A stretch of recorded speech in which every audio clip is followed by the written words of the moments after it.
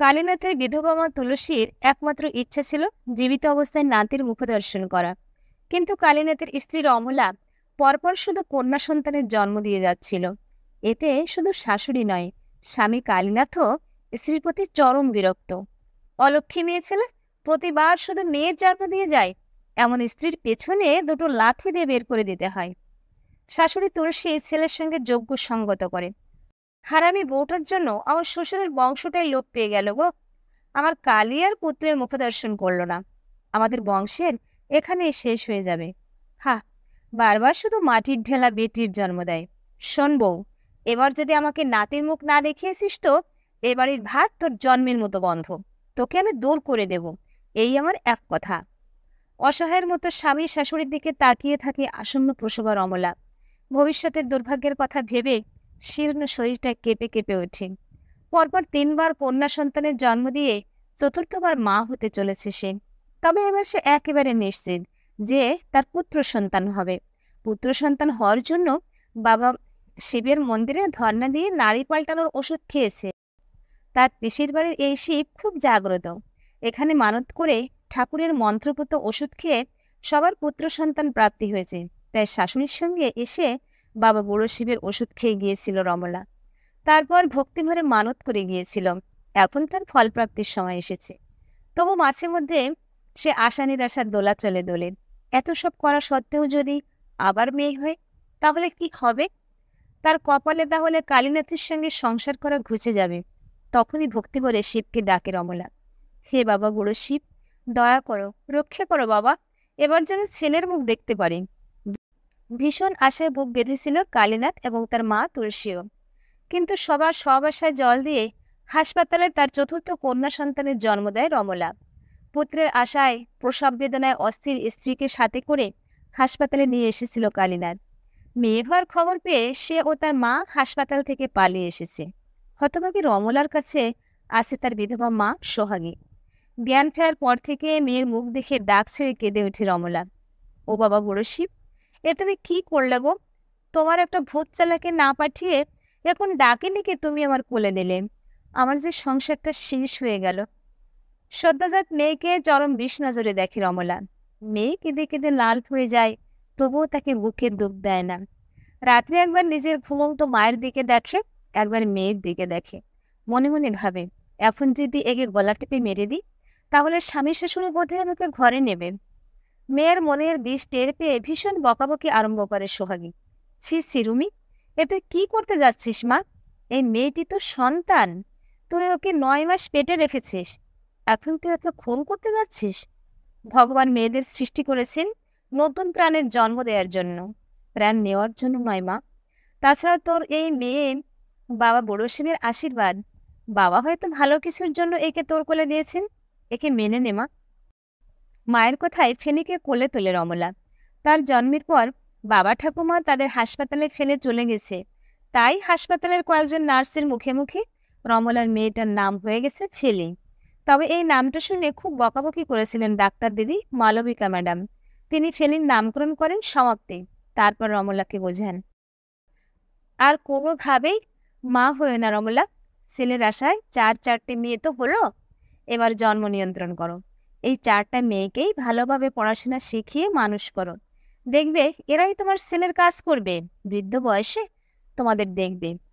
Doctor দিদির কথাগুলো শুনতে শুনতে গভীর দীর্ঘশ্বাস ফেলে রমলা। মনে মনে বলে, ওসব তোমাদের বড়লোক শিক্ষিতদের ঘরে হয় গো দিদি, আমাদের গরিবের ঘরে পরেরা তো পড়তে না পড়তেই কন্যা বিদায় করতে হয়। শেষ বয়সে ভরসা সেই বেটা ছেলে, গায়ে গোতরে খেটে খুটে হলেও বুড়ো বাবা মাকে তো খাওয়াবে। সদ্যজাত কন্যা সন্তানকে নিয়ে শ্বশুরবাড়িতে ফিরেছিল রমলা। সেখানে গিয়ে দেখে বাড়িতে তালা চাবি। কালীনাথ বা তার শাশুড়ি কেউ বাড়িতে নেই। তার বড় 3টা মেয়ে পাশের বাড়িতে আছে। পাশের বাড়ির জেঠিমা বলেন, তোমার শাওরির মতো পাষাণ মহিলা আর 2টি নাই বউ। হাসপাতাল থেকে বাড়ি ফিরে তার সে কি চিৎকার চেঁচামেচি, তোমাকে তোমার বাবা মাকে গালিগালাজ করে আমাদের কান পচিয়ে দিল। শেষে যাতে তুমি মেয়ে নিয়ে ঘরে ঢুকতে না পারো, তাই আজ ভোরবেলায় ঘরে তালা চাবি দিয়ে মা বেটাই পালিয়েছে। আমি সকালে উঠে দেখি তোমার বড় মেজো 2 মেয়ে বাইরে বসে আছে, আর সেজন্য খুব কাঁদছে। এত বড় নিষ্ঠুর পাষাণ পাপিষ্ঠ আমাদের কালীটা মেয়েগুলোকে বাইরে বের করে দিয়ে গেছে। তা বাচ্চাদের আমি ঘরে ডেকে আনি, ওদের দুটি মুড়ি খেতে দিই। এখন তোমার মেয়েদের তুমি নিয়ে যাও বৌমা। বাড়ির দাওয়ায় ধপ করে বসে পড়ল রমলা। ও জেঠিমা, আমি কোথায় যাব গো? আমার যে যাওয়ার কোনো জায়গা নাই। মুহূর্তের মধ্যে পুরো পাড়ার লোকজন কালীনাথের উঠানে জমে যায়। সবাই কালীনাথ ও তার মায়ের নিন্দা সমালোচনা করতে থাকে। বেলা বাড়তে থাকে, কিন্তু মীমাংসায় কিছুই হয় না। অগত্যা সোহাগী রমলাকে বলেন, চল মা, তোর বাপের বাড়িতে চল। যেভাবে হোক আমরা মায়ের ঝিয়ে দুটো খাবারের ঠিক জোগাড় করে নেব। অগত্যা মায়ের হাত ধরে 4 মেয়েকে নিয়ে শ্বশুরবাড়ি ছাড়তে বাধ্য হয় রমলা। মায়ের মাটির বাড়িতে এসে ওঠে। শুরু হয় তার কঠিন জীবন সংগ্রাম। একটু সুস্থ হতেই কাজের সন্ধানে বের হতে হয় তাকে। মায়ের সুপারিশে একটা বাড়িতে রান্নার কাজ জুটে যায়। শাশুড়ি বাড়ি ফিরেছে। লোকমুখে খবর পেয়ে গিয়েছিল রমলা, কিন্তু তাকে বাড়িতে ঢুকতে দেয়নি তুলসী। গালিগালাজ করে তাড়িয়ে দিয়েছে। একবার তো মেয়েদের নিয়ে বাড়ির সামনে সকাল থেকে সন্ধ্যা পর্যন্ত না খেয়ে বসেছিল, তবুও তুলসীর মন গলেনি। পাড়া প্রতিবেশী সবাই বুঝিয়েছিল, এভাবে শাশুড়িকে বলে কিছু হবে না বউ, আসল লোক তোমার স্বামী। কালীনাথের সঙ্গে একটা আপোষ মীমাংসা করো। কিন্তু কালীনাথের দেখা পায়নি সে। মানুষটা যেন হাওয়ায় মিলিয়ে গিয়েছিল। লোকের কাছে শুনেছিল কালীনাথ নাকি চেন্নাই চলে গেছে শ্রমিকের কাজ করতে। 4-5 বার শাশুড়ির কাছে ধর্ণা দিয়ে ক্লান্ত রমলা ভেবে নিয়েছিল, এত অসম্মান উচ্চবৃত্তি করার চেয়ে নিজের এবং নিজের মেয়েদের পেটের ভাত নিজে জোগাড় করা অনেক সম্মানের। এদের দয়ার কোনো প্রয়োজন নেই তার। ততদিনে ফেনি 1 বছরের হয়ে গেছে। বড় মেয়ে পূর্ণিমা ক্লাস 7-এ পড়ছে, মেজো মেয়ে ক্লাস 5-এ ও সেজো মেয়ে প্রাইমারি স্কুলে ক্লাস 3-তে পড়ছে। পাড়ার ছেলে মেয়েদের কাছে পুরনো বই চেয়ে চিনতে এনে দেয় তাদের দিদিমা। রমলা এখন 2টো বাড়িতে রান্নার কাজ করে, আর সারাদিন একটা বাড়িতে অসুস্থ বিছানাগত একজন বৃদ্ধার দেখাশোনা করে। তাদের বাড়িতে অবশ্য ছোট মেয়ে ফেলিকে নিয়ে যায়। ফেলি তার নামের মতোই চরম অবহেলায় মানুষ হচ্ছে। যা পায় তাই খায়, যা পায় তাই পরে। সরকারি রেশনের চাল, বাবার বাড়ির নিশ্চিন্ত ছাদ, আর মা মেয়ের চরম হাড় ভাঙা খাটুনি, এভাবেই চলছে সোহাগী রমলার সংসার। তবে রমলার জেদ একটাই, মেয়ে চাটাকে যেভাবেই হোক মানুষ করতে হবে, বড় স্কুলটা পাশ করাতে হবে। সে সকালে একজন স্কুলের দিদিমণির বাড়িতে রান্না করে। সেই মিতা দিদিমণি বলেছেন, তোর মেয়েদের নাবালিকা বয়সে বিয়ে দিস না রমলা, নিজের জীবন দিয়ে তো বুঝেছিস মেয়েদের লেখাপড়া না জানার কুফল। এখন সরকার মেয়েদের অনেক সুযোগ সুবিধা দিচ্ছে, টাকা দিচ্ছে, সাইকেল দিচ্ছে, পোশাক জুতো সব দিচ্ছে। তাই ওদের পড়াশোনাটা ছাড়াস না, বইটই লাগলে বলিস, আমি যথাসাধ্য সাহায্য করব। দিদিমণির কথাগুলো মনে গেঁথে গিয়েছে রমলার। তাছাড়া মনের মধ্যে একটা জেদও এসে গেছে, মেয়েদের মানুষ করে সে কালীনাথ আর শাশুড়ি তুলসীকে দেখিয়ে দেবে। বছর 3 পর কালীনাথের খবর পেয়েছিল রমলা। একেবারে বউ ছেলে নিয়ে বাড়ি ফিরেছে সে। এতদিন বিয়ে করে শ্বশুর বাড়িতে লুকিয়েছিল। লোকের কাছে শুনেছে কালীনাথের এ পক্ষের বউ সুভদ্রা নাকি ভীষণ সুন্দর, ফর্সা ফর্সা দেখতে। ছেলেটাও নাকি হয়েছে গোলগাল নাড়ু গোপালের মতো। অনেক শুভাকাঙ্ক্ষী তাকে পরামর্শ দিয়েছিল, তুমি গিয়ে ঝগড়া করে নিজের অধিকার বুঝে নাও বউ। আবার অনেকে বলেছে, খুব ভালো করেছে কালীনাথ, একপাল মেয়ে সহ রুগ্ন কালো বউটাকে ছেড়ে দিয়েছে, এজন্যই তো এমন সুন্দরী বউ বেটা পেল। একটা বেটা না থাকলে হয়, মৃত্যুর পর বাপের মুখে আগুন দেবে কে? এখন এসব কথা আর দুঃখ পায় না রমলা, আর প্রতিবাদও করে না, শুধু মনে মনে নিজেকে দৃঢ় করে। সময়ের স্রোতে পেরিয়ে গেছে বছরের পর বছর। রমলার ছোট মেয়ে ফেনি ক্লাস 5-এ ভর্তি হয়েছে। পাতলা চাবুকের মতো চেহারা, একেবারে ফরিনের মতো জোরে দৌড়ায়। প্রাইমারি স্কুলে পড়তে পড়তে এই খেলাধুলায় অনেকবার ফার্স্ট হয়ে প্রাইজ এনেছে সে। রমলার বড় মেয়ে গায়ের স্কুলে পড়ে কোনো মতে টেনে টুনে উচ্চ মাধ্যমিক পাশ করেছে। বছর 3 পর তাদের স্বজাতীয় এক ঘরে একদম বিনাপণে বিয়ে হয়ে গেছে তার। মেয়ের বিয়েতে রমলাকে একটি পয়সাও খরচ করতে হয়নি। বড় জামাই বিকাশের বাজারে একটা বড় স্টেশনারি দোকান আছে।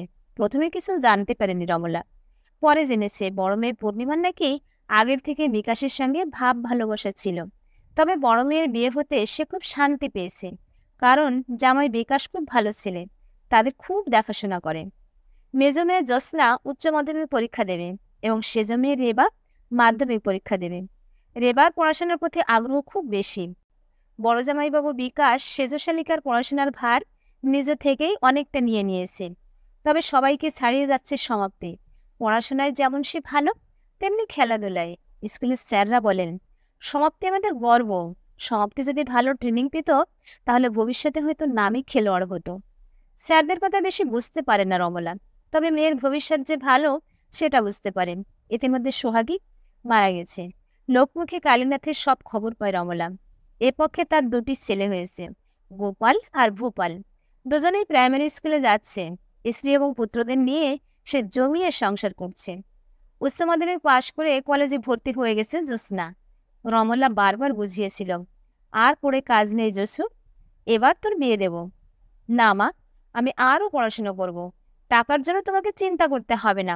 আমি টিউশন পড়িয়ে নিজের খরচ নিজেই চালিয়ে নেব। সেই মতো কাজ করে চলেছে সে। মাধ্যমিকের খুব ভালো রেজাল্ট করেছে রমলার সেজমে রেবা। চারদিকে প্রশংসার বন্যা ছুটে যায়। কালীনাথের কানেও পৌঁছায় নিজের সেজমের সাফল্য। বন্ধুদের সামনে গর্ব করেন, কার রক্ত দেখতে হবে না, যতই হোক মেয়ের বাপ তো আমি। বাইরে যতই কথা বলুক কালীনাথ, বাড়িতে নতুন বউয়ের সামনে সে কেচো। সুভদ্রা মুখ ঝামটা দেয়, আমার গোপালকে আমি আরও দুটো টিউশন দেব। ওই মেয়ের চেয়ে আরও ভালো রেজাল্ট করবে আমার ছেলে। বউয়ের কথায় জড়সড় হয়ে থাকে কালীনাথ। নতুন বউ সুভদ্রা দেখতে যেমন সুন্দর, ঠিক ততটাই মুখরাম। তার মুখের দাপটে বাড়িতে কাক চিল বসতে পারে না। কালীনাথের বৃদ্ধ অসুস্থ মায়ের ঠাঁই হয়েছে গোয়াল ঘরে। সেখানে একটা ছেঁড়া কাঁথায় বিছানার পায়খানায় পেচ্ছাপে মাখামাখি হয়ে পড়ে থাকে তুলসী। সুভদ্রা তাকে কখনো পরিষ্কার করে দেয় না বা স্নান করিয়ে দেয় না। মায়ের সেবা যত্ন সব করতে হয় কালীনাথকে। সুভদ্রা শুধু দুবেলা শাশুড়ির সামনে খাবার থালাটা নামিয়ে দেয়। কালীনাথ মাকে কোনো রকমে বসিয়ে দুবেলা দুমুঠো খাইয়ে দেয়। এখন মা ছেলে দুজনে রমলার ব্যাপারে আলোচনা করে আর হা হতাশ করে তুলসী। আমাদের রমলা বেশ ভালো মেয়ে ছিল, সাত চড়ে রাগ করত না, আমাকে দেবতার মতো ভক্তি শ্রদ্ধা করত। রমলা থাকলে আমার এত কষ্ট এত অযত্ন হতো না। চুপ করো মা, সুভদ্রা শুনতে পেলে অনর্থ করবে, ফিসফিস করে বলে কালীনাথ। এভাবে বেশ কয়েক বছর কেটে যায়। ভীষণ পরিশ্রম করে বাংলা সাহিত্যে এম.এ পাশ করে রমলার মেজো মেয়ে জ্যোৎস্না। বিভিন্ন চাকরির পরীক্ষা দিতে দিতে সে একটা অফিসে গ্রুপ ডি এর চাকরি পেয়ে যায়। রমলার সেজো মেয়ে রেবা উচ্চ মাধ্যমিকে দুর্দান্ত রেজাল্ট করে নার্সিং ট্রেনিং এর জন্য প্রবেশিকা পরীক্ষা দিয়ে বর্তমানে জিএনএম নার্সিং ট্রেনিং নিচ্ছে। অষ্টম শ্রেণীতে পড়ার সময় স্কুলে নিযুক্ত নতুন শারীরিক শিক্ষা স্যার কমলেশবাবুর নজরে পড়ে রমলার ছোট মেয়ের সমাপ্তি। তিনি সমাপ্তির দৌড়ের প্রতি পারদর্শিতা দেখে মুগ্ধ হন। বর্তমানে তার তত্ত্বাবধানে প্রতিদিন দৌড়ের অনুশীলন করে সমাপ্তি। রমলাকে ডেকে কমলেশ্বরবাবু বলেন, মাধ্যমিক পরীক্ষার পর সমাপ্তিকে কলকাতায় নিয়ে যাব মাসিমা, ওখানে স্কুলে ভর্তি করে দেব। সাথে সাথে দৌড়ের প্র্যাকটিসের জন্য কোচিং সেন্টারে ভর্তি করে দেব। ঠিকমতো সুযোগ পেলে অনুশীলন করলে সমাপ্তি ভবিষ্যতে একজন ভালো খেলোয়াড় হতে পারবে। আমি ওকে সাহায্য করব। জ্যোৎস্না বলে, স্যার আপনি শুধু সুযোগ সুবিধাগুলো করে দিন, বাকি টাকা পয়সা সব আমি দেব। আমরা আমার ছোট বোনের সাফল্য দেখতে চাই স্যার। রমলা কিছু বুঝতে পারেনি, স্যারের দিকে ফ্যাল করে তাকিয়েছিল। বাড়িতে ফিরে তাকে সব বুঝিয়ে বলেছে জ্যোৎস্না। এত সৌভাগ্য আমার ছেলের কপালে কি আছে যশোর? কলকাতায় গিয়ে পড়বে, খেলা শিখবে, আমরা কি পারবো রে ফেলির স্বপ্ন পূরণ করতে? তবে তোদের দিদিমা বলতো, ফেলি আমার বাবা বড় শিবের দেওয়া, বাবার আশীর্বাদ আছে ফেলির মাথায়। ফেলি, তুই স্যারের কথা শুনে চল মা, আর নিজের লক্ষ্যে সফল হ। জ্যোৎস্না চাকরি পাওয়ার পর মায়ের রান্নার কাজগুলো ছাড়িয়ে দিয়েছে। এতদিন পর এই প্রথম আরাম পেল রমলা।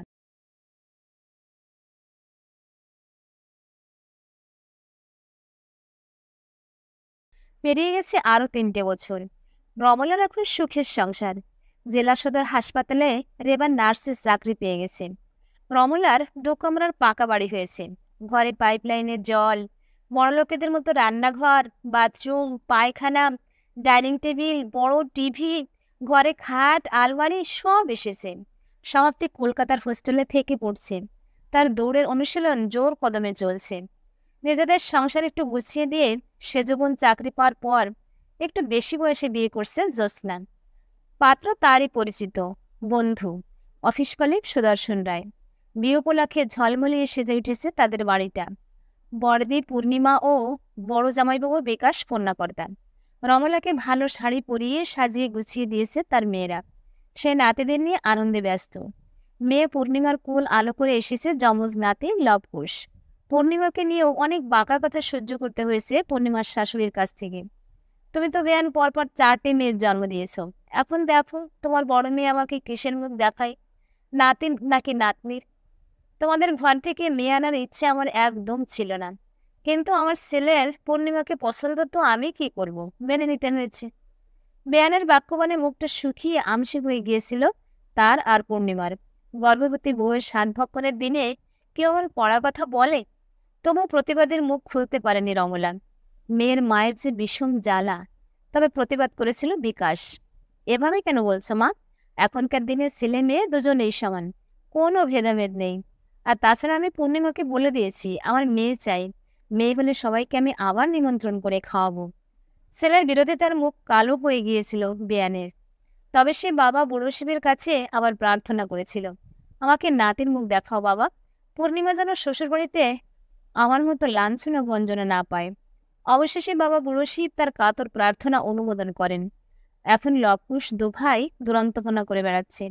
তাদের পিছনে রমলা বলতে বলতে ছুটছে, বুড়ো শিব দুটো ভূত পাঠিয়েছে আমার ঘরে। দীর্ঘদিন বিছানাগত থেকে মৃত্যু হয়েছে তুলসীর। কালিনা তো দীর্ঘ রোগে ভোগে শীর্ণ দুর্বল হয়ে পড়েছে। গোপাল বার্তিলিক চেষ্টা করেও মাধ্যমিকের গণ্ডি পের হতে পারেনি। পড়াশোনা ছেড়ে দিয়ে এদিক ওদিক ঘুরে বেড়ায়। তাদের সংসারের অবস্থা এখন খুব খারাপ। কালীনাথ একদম কাজ করতে পারে না, একটু পরিশ্রম করলেই হাঁপিয়ে ওঠে। তাকে একদিন সুভদ্রা বুদ্ধিটা দেয়, দেখো তোমার আগের পক্ষে 2 মেয়ে চাকরি পেয়ে গেছে। একজন অফিসে যায়, অন্যজন নার্স হয়েছে। রমলার সঙ্গে যতই তোমার ছাড়াছাড়ি হোক, ওরা তোমার মেয়ে। সব জায়গায় বাপ বলে তোমার নাম লেখে। এখন তুমি ওদের কাছে যাও, একটু মায়া মমতা দেখাও, সাহায্য চাও। এখন ওদের হাত রাখলে আমাদের লাভ। তোমার নার্স মেয়ের কাছে ওষুধপত্র পাবো, হাসপাতালে ডাক্তার দেখানোর সুবিধা হবে। রমলার সাথে ভাব করে নাও, প্রয়োজনে রমলার কাছ থেকে 2-1 দিন ঘুরে এসো। সুভদ্রার কথা শুনে তার মুখের দিকে ফ্যালফ্যাল করে তাকিয়েছিল কালীনাথ। তারপর থেকে সুভদ্রার উপর্যুপরি বাক্যবাণে উত্তপ্ত হয়ে একদিন জ্যোৎস্নাকে অফিস যাওয়ার রাস্তায় ধরেছিল। ও জসুমা, আমি তোর বাবা রে, আমাকে চিনতে পারছিস না? অফিসে চাকরি পেয়েছিস বুঝি? তোর মা কেমন আছে? তোর বাকি বোনেরা কেমন আছে? বাবা বলে লোকটার হঠাৎ এত প্রশ্নে ভীষণ অবাক হয়েছিল জ্যোৎস্না। তার দিকে তাকিয়ে ঠান্ডা গলায় বলেছিল, আপনাকে আমি চিনি না। রাস্তায় বিরক্ত করলে পুলিশ ডাকবো, ধরে মারতেও পারি। এতদিন বাদে বাপের পরিচয় দিতে এসেছেন, লজ্জা করে না? কথাটা ভীষণ গায়ে লেগেছিল কালীনাথের। তারপর আর অমুখ হয়নি। তবে আজ সুভদ্রা বলছে, তোমার মেয়ের বিয়ে দিচ্ছে তোমার বউ, আর তুমিই বাদ। যাও মেয়ের কন্যাদান করে এসো। মেয়ে নতুন শ্বশুরঘরের লোকের সামনে তোমার বউয়ের মুখে ঝামা ঘষে দিয়ে এসো। বাপকে বাদ দিয়ে বিয়ের মতো শুভ কাজ হয়? তুমি তো এখনো জীবিত আছো। পাড়ার কিছু শুভাকাঙ্ক্ষীও কালীনাথকে উস্কে দিয়েছে। তাই অনেকদিন বাদে কালীনাথ রাগে অন্ধ হয়ে এসেছে রমলার সঙ্গে হিসাব বুঝে নিতে। বিয়ে বাড়ির জাঁকজমক দেখে চমকে যায় কালীনাথ, পায়ে পায়ে ভেতরে ঢুকে। নিজের স্ত্রী রমলাকে দেখে ভয়ানক ভড়কে যায় সে। এ কাকে দেখছেন? ঝলমলে শাড়ি, সোনার গয়নায় নিজেকে পুরো পাল্টে ফেলেছে রমলা। মনে হচ্ছে যেন কোনো বড়লোক বাড়ির বউ। নিজের পরনের ময়লা ফতুয়া, পায়জামা ও ফাটা জুতোর দিকে তাকায় কালীনাথ। নিজেকে পুরো ভিখারির মতো লাগছে। আপনি কে? এখানে কি করছেন? কোনো প্রয়োজন আছে কি? ছেলেদের মতো চুল কাটা একটা মেয়েকে দেখে চমকে যায় কালীনাথ। মুখ দিয়ে বেরিয়ে আসে, ফেলি? এবার একে একে তার সামনে এসে দাঁড়ায় পূর্ণিমা, জ্যোৎস্না, রেবা ও রমলা। এতদিন পর কি মতলবে আজ এই শুভ দিনে আমাদের বাড়িতে এসেছো তুমি? মেয়ের বিয়ে দেখতে এসেছো নাকি? রমলার হাসি দেখে বুকের ভেতরটা জ্বলে ওঠে কালীনাথের। আমার বেটির বিয়ে দিচ্ছিস, আর আমি বেটির বাপ? আমিই বাদ? আমি এখানে কন্যাদান করতে এসেছি। আমি জামাইয়ের সঙ্গে পরিচয় করব। জামাইরা তাদের শ্বশুরকে চিনে রাখুক। ভীষণ জোরে হেসে ফেলে রমলা। লজ্জা করে না বলতে? তুমি মেয়েদের বাপ? আমার মেয়েরা পিতৃহারা। মেয়েদের মা, ওদের বাপ সব আমি। তুমি কেউ নও। তোমার সাথে আমাদের কোনো সম্পর্ক নেই। ভালোই ভালো এখান থেকে তুমি যাবে, নাকি ঘাড় ধাক্কা দেব? একটা অশ্লীল গালিগালাজ করে কালীনাথ। ফেলি কালীনাথের কলারটা ধরে ফেলে। আমার মাকে একটাও বাজে কথা বললে? শশব্যস্ত হয়ে মেয়েকে ঠান্ডা করে রমলা। তোমরা 4 বোন এখান থেকে যাও, বিয়ে বাড়িতে আনন্দ ফুর্তি করো। এটা আমার ঝামেলা, আমি মিটিয়ে নেব। হাত ধরে কালীনাথকে হিড় করে টানতে টানতে গেটের বাইরে নিয়ে আসে অমলা। এবার ভালো চাও তো এখান থেকে বিদায়ী হও, না হলে ঘাড় ধাক্কাটা আমিই দেব। মনে পড়ছে আমার মেয়েদের বাড়ি থেকে বের করে দিয়ে বাড়িতে তালা চাবি দিয়ে মা ছেলে পালিয়ে গিয়েছিলে? ওরা আমার মেয়ে, তোমার নয়। তারপর পাড়ার ছেলেদের ডেকে বলে, এই ভিখারিটাকে একদম বাড়িতে ঢুকতে দিবি না, একটু পরেই বর আসবে, একে বরং 4 জনের খাবার বেঁধে দে, বাড়ি নিয়ে গিয়ে খাবে। যাও, ছেলেদের জন্য মিষ্টি সন্দেশ বেঁধে নিয়ে যাও, বউকেও খাওয়াও। যতই হোক আমার মেয়ের বিয়ের খাবার, 2-4 জন কাঙাল খেলে কমবে না। গর্বিত ভঙ্গিতে বাড়ির অন্দরে পা বাড়ায় রমলা। কালীনাথ রাস্তায় নিস্পন্দভাবে দাঁড়িয়ে থাকে। প্রিয় ভিউয়ার্স, কেমন লাগলো গল্পটা? আর আমার পাঠ করাই বা কেমন লাগলো? আপনাদের মতামতের অপেক্ষায় রইলাম। যদি ভালো লাগে আমার চ্যানেলটা সাবস্ক্রাইব করে পাশে থাকুন। আরও নতুন নতুন গল্প শোনার অপেক্ষায়। ধন্যবাদ।